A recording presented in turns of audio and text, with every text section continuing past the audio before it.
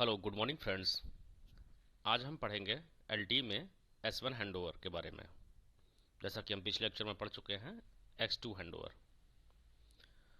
S1 handover किस case में होता है कि जब दो इनोड बी के बीच में X2 इंटरफेस अगर अवेलेबल नहीं है या फिर X2 इंटरफेस में कुछ प्रॉब्लम फेस कर रहा है तो इनोड बी फिर S1 हैंडओवर के लिए अटेम्प्ट करता है।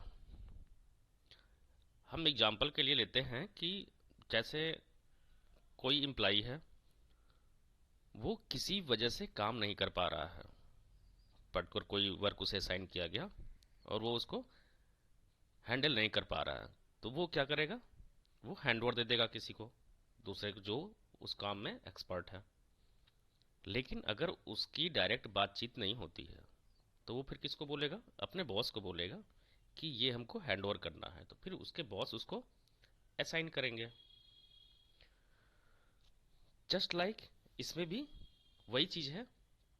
ये देखते हैं इस हैंडओवर में क्या होता है कि मेरा यूवी जो है सोर्स इनोड बी से अटैच है, इसके थ्रू इसका डेटा फ्लो हो रहा था सोर्स इनोड बी और मेरा यूवी के बीच में। दो बीरर एस्टेब्लिश्ड हैं, अपलिंक डेटा रेडियो बीरर और डाउनलिंक डेटा रेडियो बीरर, साथ में सिग्नलिंग रेडियो बीरर भी एस्टेब्लिश्ड होगा। और फिर सोर्स इनोड बी जो है वो सर्विंग गेटवे के थ्रू डाउनलिंक जीटीपी टनल और अपलिंक जीटीपी टनल, दो पाथ क्रिएट है, इसके थ्रू मेरा डाटा फ्लो हो रहा है। फिर फर्दर आगे जाएंगे तो सर्विंग गेटवे पी गेटवे से कनेक्ट है। तो अभी हम देख रहे हैं कि सोर्स इनोड बी का जो है RSRP RSRQ साइनार्ज, ये मेरा पुअर होने लगा तो सोर्स इनोड बी जो है अब उसको हैंडल नहीं कर पा रहा। तो क्या करेगा वो हैंड ओवर देगा। यूवी जो है मेजरमेंट रिपोर्ट भेजता रहता है सर्विंग सेल का और नेबरिंग सेल का। अब नेबर सेल में जो उसको बेस्ट कैंडिडेट लगेगा, बेस्ट कैंडिडेट लगा इसको टारगेट इनोड भी ये वाला, पर इसके साथ इसका कोई X2 इंटरफेस नहीं है, इसकी डायरेक्ट कोई बातचीत नहीं होती है। तो ये फिर बॉस एमएमई को बोलेगा कि हमको हैंडओवर इनोड बी को देना है। फिर नोड एमएमई जो है इसको इंस्ट्रक्ट करेगा और इस प्रोसेस में फिर क्या होगा कि data radio bearer target eNode B और यूवी के बीच में अपलिंक और डाउनलिंक दोनों के लिए एस्टेब्लिश्ड होगा और सर्विंग गेटवे से टारगेट इनोड बी के बीच में अपलिंक जीटीपी टनल और डाउनलिंक जीटीपी टनल क्रिएट होगा और ओल्ड पाथ रिमूव हो जाएगा। तो ये प्रोसेस जो है मेरा S1 हैंडओवर में होगा। तो हम डिटेल में पढ़ते हैं कि क्या क्या प्रोसेस इसमें होते हैं। फर्स्ट स्टेप में आते हैं कि यूवी मेरा कंटिन्यूस जो है मेजरमेंट रिपोर्ट इसको भेज रहा है सोर्स इनोड को, लेकिन जब इसका लेवल खराब हुआ, अभी ये कनेक्ट है, देख रहे हैं डेटा रेडियो भी एस्टेब्लिश्ड है यूवी और सोर्स नोड इनोड बी के बीच में, फिर source eNode B serving gateway से कनेक्ट है, ये कंटिन्यूस कम्युनिकेशन कर रहा है। Measurement report source eNode B देखा, सोर्स इनोड भी डिसाइड करेगा हैंडओवर डिसीजन के लिए कि अभी इसका लेवल खराब है, जो भी है थ्रेशोल्ड मेरा जो है, जो A3 और A5 इवेंट मेरा जो है जनरेट होता है, उसके हिसाब से ये कैलकुलेट किया, जो भी इसमें डिफाइन होगा उसके हिसाब से इसे लगा कि इसको टारगेट इनोड बी जो है इस पे जो है हमको आपका हैंडओवर देना है। लेकिन इसका डायरेक्ट बीच में कोई इंटरफेस नहीं है, ये डायरेक्ट इसको हैंडओवर नहीं दे सकता है, हैंडओवर के लिए रिक्वेस्ट नहीं भेज सकता है। तो ये source eNode B handover request जो है एमएमई को भेजा। सेकंड स्टेप क्या हुआ, हैंडओवर रिक्वायर्ड मैसेज भेजा एमएमई को, एमएमई रिसीव किया। अब हैंडओवर रिक्वायर्ड में सोर्स इनोड बी जो है काफ़ी इंफॉर्मेशन देता है। जैसे अभी ये जो जीटीपी टनल है सर्विंग गेटवे से इनोड बी के बीच में जो वो यूज कर रहा है अपलिंक टनल आईडी वो भेजेगा, साथ में आपका जो डेटा रेडियो बेरर उसका एस्टेब्लिश्ड है उसके बारे में भेजेगा, उसकी आईडी भेजेगा। ईरैब कौन कौन सा वो यूज कर रहा है एज पर जो है QCI उसकी भी लिस्ट भेजेगा, क्योंकि वो जो सर्विस यूज कर रहा है वो data radio bearer target inode भी सपोर्ट करना चाहिए। तो करता है कि नहीं करता है, कौन कौन सा करेगा, उसके लिए वो ERAB लिस्ट भी भेजता है साथ में। फिर आपका टारगेट इनोड का PCI भी भेजता है, क्योंकि MME फिर को पता चल रहा है ना कि किसको हमको मैसेज करना है, तो टारगेट इनोड का भी जो है PCI भी भेजेगा। तो MME जो है देख लिया PCI के हिसाब से कि हमको ये इनोड है, इसको हमको हैंड ओवर भेजना है। तो वो जो इन्फॉर्मेशन सोर्स इनोड दिया MME को, MME उस इन्फॉर्मेशन के साथ एक हैंड ओवर रिक्वेस्ट मैसेज करता है थर्ड जो है टारगेट इनोड को। टारगेट इनोड को जैसे ही हैंड ओवर रिक्वेस्ट रिसीव होता है, तो ये क्या करता है, ये पहला तो जो अपलिंक टनल आईडी जो है, जो ये है जो है, उसको अपडेट कर लेता है। अपलिंक टनल आईडी क्या है? अपलिंक टनल आईडी क्या है कि यूवी जो है,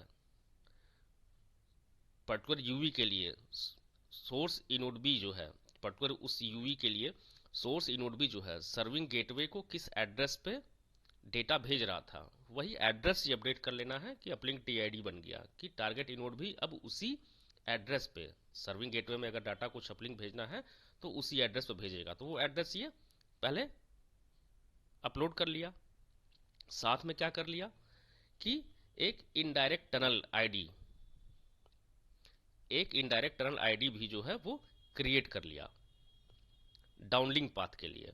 डाउनलिंक पाथ के लिए मतलब क्या है कि अगर सर्विंग गेटवे पर्टिकुलर इस यूजर के लिए कोई भी इंफॉर्मेशन सेंड करना है, तो इनोड भी अपना एड्रेस बताता है कि हमको इस एड्रेस पे आप इंफॉर्मेशन भेजोगे, लेकिन ये सर्विंग गेटवे को बताता नहीं है, ये बस क्रिएट कर लिया उस यूजर के लिए, सर्विंग गेटवे के लिए आपका जो है डाउनलिंक टनल आईडी, जो इनडायरेक्ट टनल कहलाएगा।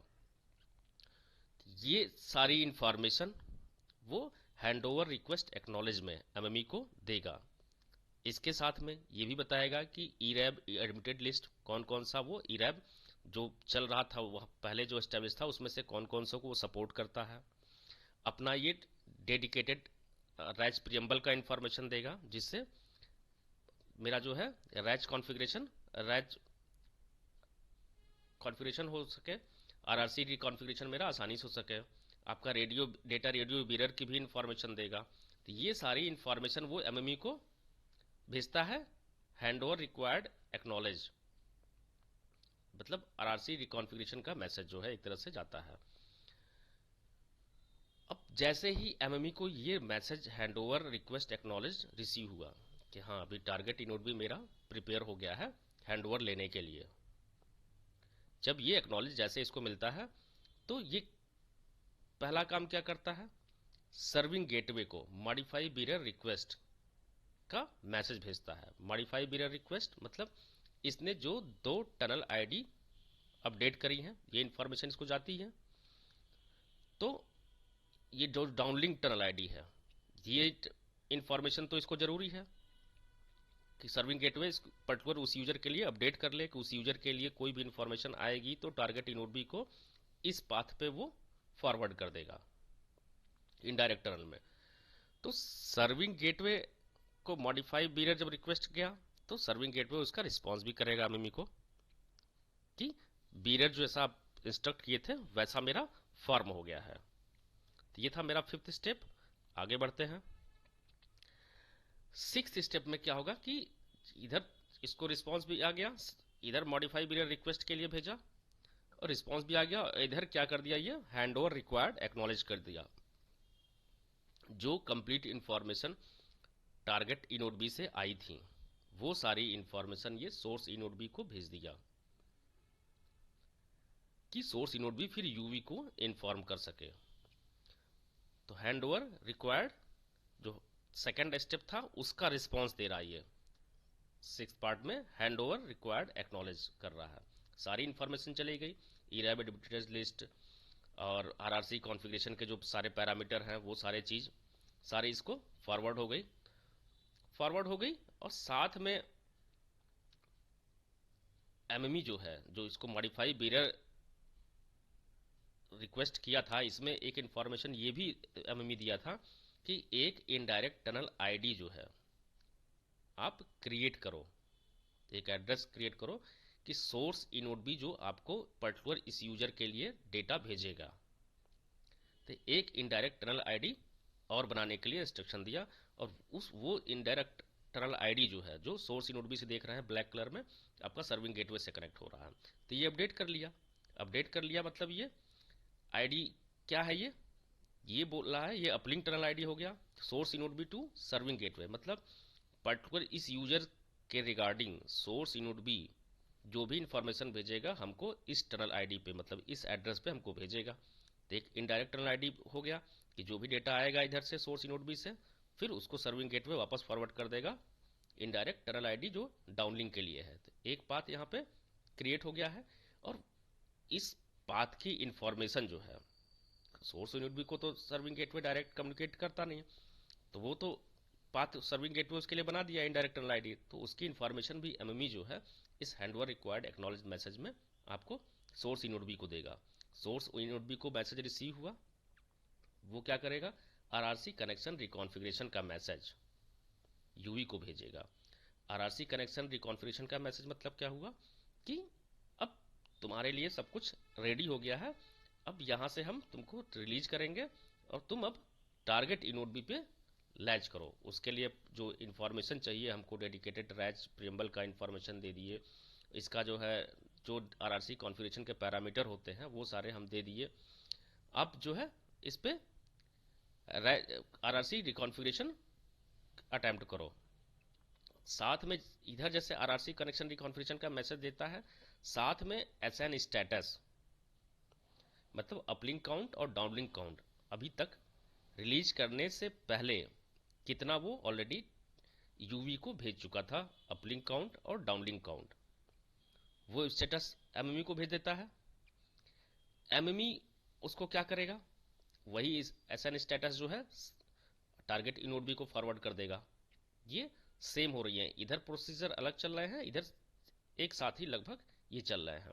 इधर आरसी कनेक्शन रिकॉन्फ़िगरेशन भेजा, इधर एसएन स्टेटस भेज दिया, अपलिंक काउंट डाउनलिंक काउंट कितने पैकेट उस समय तक सेंड हो चुके हैं, कितने रिसीव हो चुके हैं।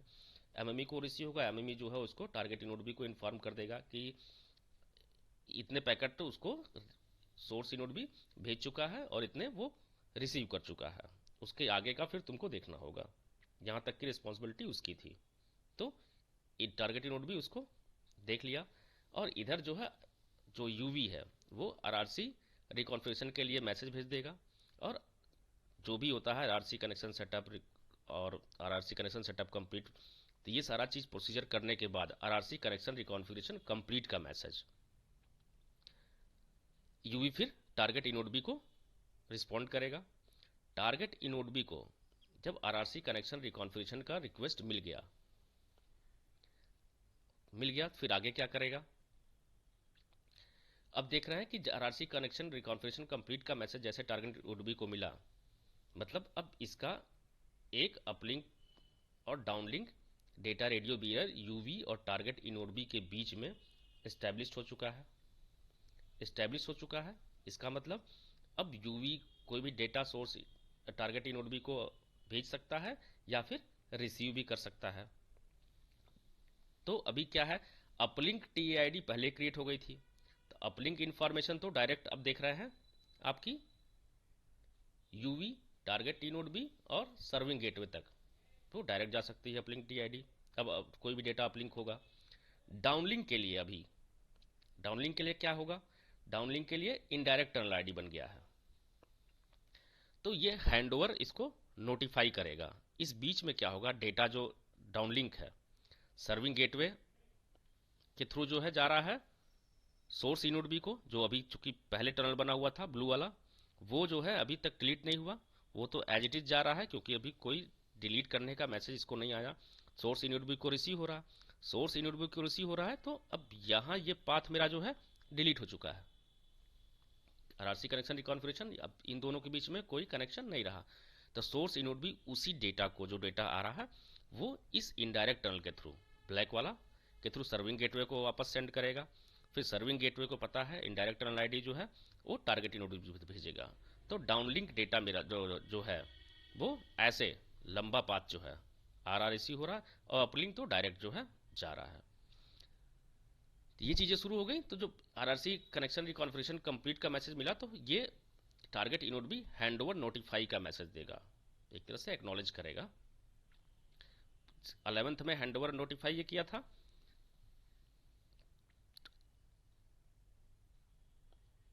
हैंड ओवर नोटिफाई 11th में किया। ये एमएमई को नोटिफाई में क्या करेगा, नोटिफाई में ये एक और डायरेक्ट जो है टनल चाहिए, ये प्रोसेस तो बड़ा लंबा है, तो एक डाउनलिंक टनल आईडी ये क्रिएट करेगा, मतलब एक एड्रेस ये बताएगा एमएमई को कि अभी सर्विंग गेटवे जो है हमको जो डेटा भेजेगा पर्टिकुलर इस यूजर के लिए, वो उसकी टनल आईडी ये रेड वाली है, इस पे हमको डायरेक्ट भेज देगा, वो उधर भेजने की जरूरत नहीं है। तो अब मेरा सर्विंग गेटवे और टारगेट इनोड बीच में एक डायरेक्ट टनल आईडी बन गई। डायरेक्ट टनल आईडी बन गई तो यहाँ नोटिफाई करता है, पहले टनल आईडी बनाता है, फिर उसका एड्रेस भी हैंड ओवर नोटिफाई में जो है एमएमई को अपडेट करता है। एमएमई को अपडेट करता है तो एमएमई सर्विंग गेटवे को बोलेगा, इंस्ट्रक्ट करेगा कि ये जो टारगेट इनोड भी जो है, जो डाउनलिंक टनल आईडी बनाया है, ये जो है तुम अपना अपडेट कर लो। 12th में देख रहे हैं modify bearer request and response, request में एमएमई कर रहा है, ये उस टनल आईडी को अपडेट कर लेगा और फिर रिस्पॉन्स दे देगा एमएमई को। एमएमई को जैसे रिस्पॉन्स मिला, इधर जैसे ही ये चीज़ ये भी है कि जैसे ही आपका डाउनलिंक टनल आईडी ये बन गया तो मतलब सर्विंग गेटवे को भी समझ में आ गया कि अब डेटा हमको जो है डाउनलिंक जो है पर्टिकुलर इस यूजर के लिए ये 11th नंबर जो है, जो डाउनलिंक टी आईडी बनी है, इसके थ्रू हमको सेंड करने हैं। तो ये जो पहले से पाथ बना हुआ है सोर्स इनोड बी से ब्लू वाला, इसमें वो लास्ट मैसेज भेजेगा end marker. End marker message भेजने का मतलब क्या होता है कि अब ये लास्ट मैसेज है, अब इस पाथ के थ्रू हम तुमको कोई डेटा सेंड नहीं करेंगे।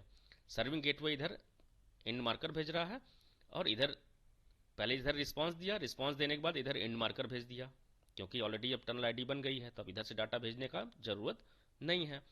फिर एमएमई क्या कहता है, एमएमई जो है फिर सोर्स इनोड को बोलेगा यूवी कॉन्टेक्स्ट रिलीज कि पर्टिकुलर इस यूवी के लिए जो आप जो बीरर जितने भी मतलब इस्टेब्लिश कर किए थे जो है, अब वो सारी चीज़ें जो है आप रिलीज कर दो। इसको बोल दिया रिलीज करने के लिए, साथ में एक और मैसेज भेजेगा इस टारगेट इनोड बी को, hand over notify acknowledge, means अब हैंड ओवर मेरा कंप्लीट हो गया है, क्योंकि ये हैंड ओवर जो नोटिफाई किया था तो वो चीज़ें बता देता है कि अब जो तुमको डाउनलिंक डेटा है वो डायरेक्ट पाथ से आएगी, इनडायरेक्ट टनल के थ्रू नहीं आएगी। तो हैंड ओवर नोटिफाई एक्नॉलेज, तो अब क्या होगा कि इनडायरेक्ट टनल जो बने हैं वो मेरे डिलीट हो जाएंगे। एक तो यूवी कॉन्टेक्स्ट रिलीज मैसेज इसको सोर्स इनोड को चला गया, और आपका hand over notify acknowledge message 14th number दोनों एक साथ जा रहे हैं, टारगेट इनोड को भी चला गया। और उसके बाद इन दोनों को भेजने के बाद सर्विंग गेटवे को ही बोलेगा 15th डिलीट बीरर, मतलब अभी जो है सोर्स इनोड और सर्विंग गेटवे के बीच में जो बीरर था उसको आप डिलीट कर दो, क्योंकि अभी तो डायरेक्ट जो है डाउनलिंक डाटा जो है सर्विंग गेटवे से होकर टारगेट इनोड बी से यूवी के थ्रू जा रही है, फिर अपलिंक डेटा भी डायरेक्ट जा रही है, तो अब इनडायरेक्ट टनल का भी जो है कोई रोल नहीं रहा, और serving eNode source eNode B और सर्विंग गेटवे के बीच में जो मेरा पहले टनल बना था उसकी भी कोई ज़रूरत नहीं है, तो वो रिसोर्स जो है मेरा अब फ्री कर दो। तो उसके लिए एमएमई सर्विंग गेटवे को बोलता है डिलीट करने के लिए, वो डिलीट हो जाता है। अब कंप्लीट जो है यूवी मेरा जो है इस टारगेट इनोड बी पे लैच है, इसके थ्रू जो है वो कोर नेटवर्क से कम्युनिकेट कर रहा है।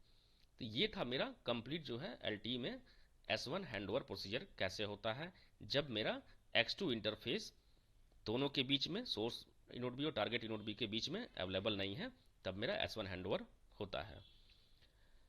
Thank you.